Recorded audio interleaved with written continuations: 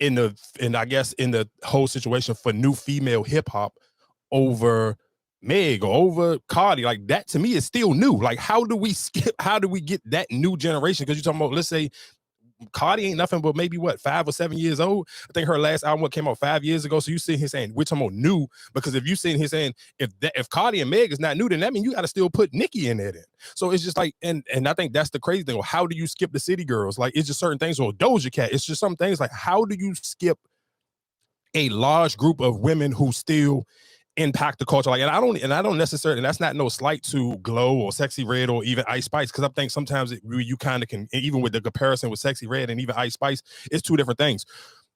One has a huge impact on hip hop culture, and then the other one is very commercial successful. Like you seen Ice Spice on SNL last weekend. Realistically, you probably won't never see Sexy Red on a you won't never even see her on a platform like SNL 9 times out of 10, unless it's like somebody like Drake or somebody bringing her up there. So my question realistically is, how do we still skip Meg and Cardi? Because I do think it is disrespectful for Lotto for you to put her in that category with the Glows and the Sexy Reds and even the Ice Spices. Like, I don't think it's even comparable, because even how big I know the internet wants it to seem that Ice Spices, she still don't have songs as bigger than Lotto's biggest songs.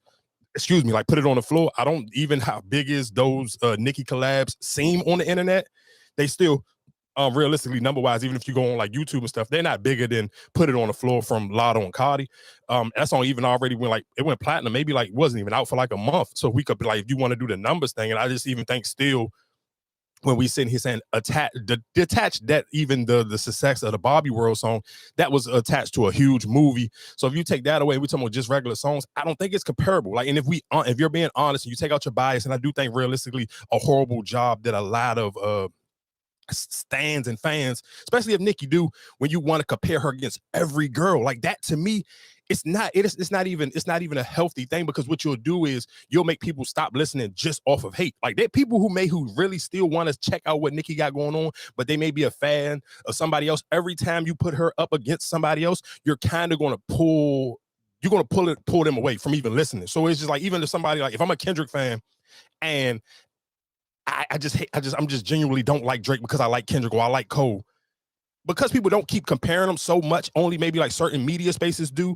then it still make easy for people to say, hey, let me go listen to Drake. Even if it's just for me to hate on him, I can still go actually listen to him just to see why I don't think he's better, or the case may be. But when people keep comparing Nicki to everybody, you're going to just like, even I think I seen the junk where people were saying, what Nicki be mad because Wayne, I think, and 2 Chainz are dropping their joint project at the same time. 9 times out of 10, you can pay attention and see that Wayne really ain't picking the days he putting out his music. He doing his verses, he keeping it moving. Wayne got a lot of stuff on his plate.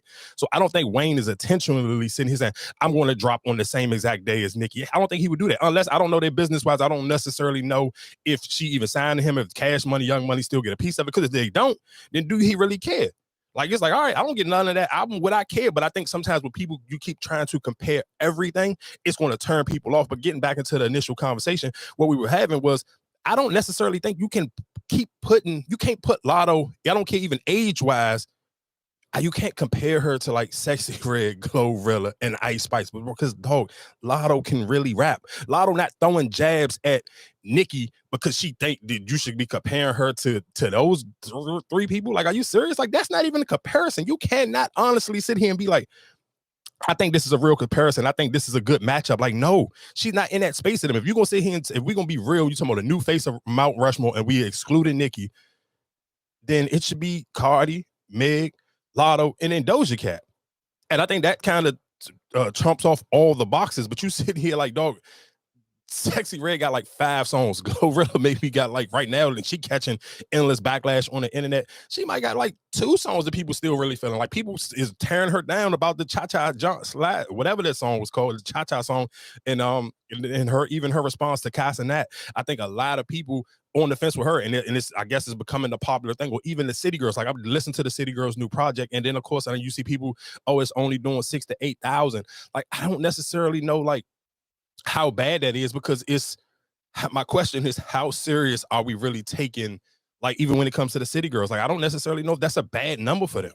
Like, what's the real number? What's the gauge? Like, what was the City Girl song that they literally had the streets on a chokehold? Because don't get me wrong, like right now, dog, Sexy Red literally has the hoodest of the hood girls you can think about. She got them in a chokehold. They love Sexy Red. They gonna rattle down. I'm watching her clips for her recap videos when she doing these tours. These girls really like her.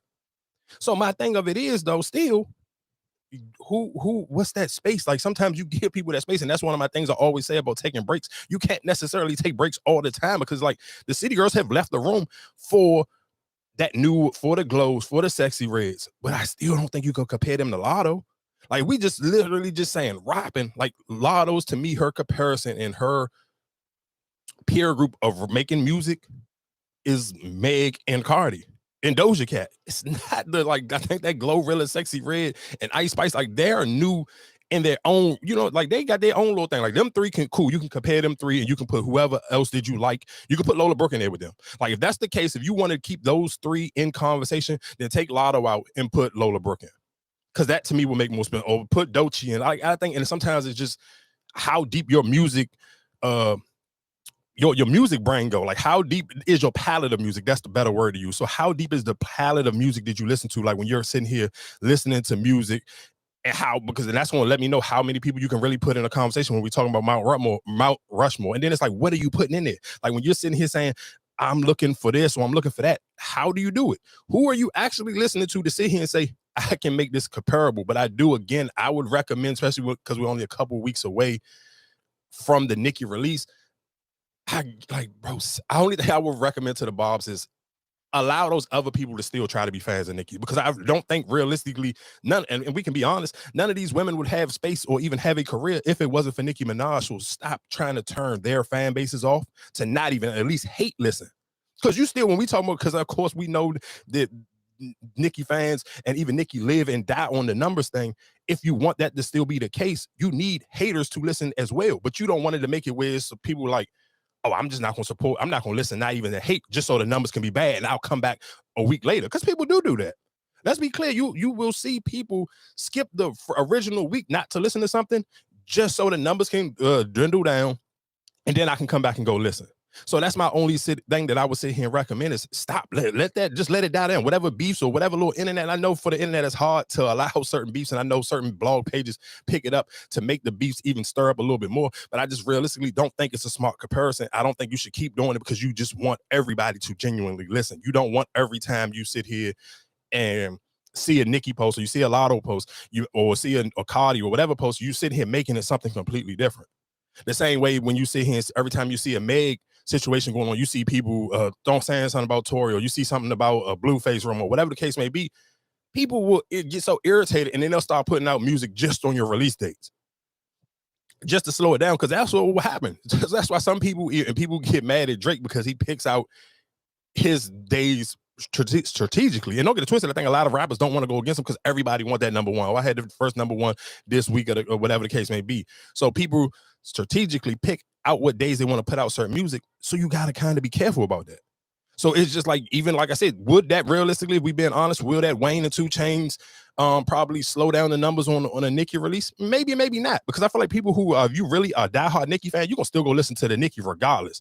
But now people who may be on the fence, so we talking about casuals who not a huge Nicki fan, or you just a hater of somebody else. Oh yeah, okay, now I'm gonna go run and just listen to 2 Chainz and Wayne just to kind of slow that down. But again, that's my point of where you gotta just be careful on how much of that energy you just really want to put out there. Like, how much of that just that little beef and that hate stuff you want? Like, you don't want it.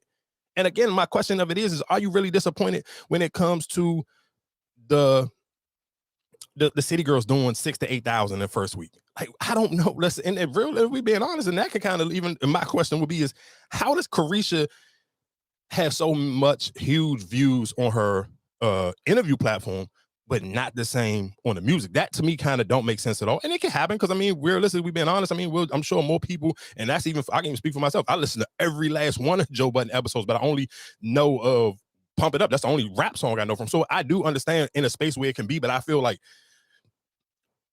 that for him and that is kind of almost two different things, where I have to feel like City Girls, the brand, goes hand in hand with the Carisha Please, or even the what's the car game she got, the whatever the game she got going on as well. I think all of those things kind of go hand in hand. So I don't necessarily know. So it's kind of like confusing to me when you see a huge drop off like that.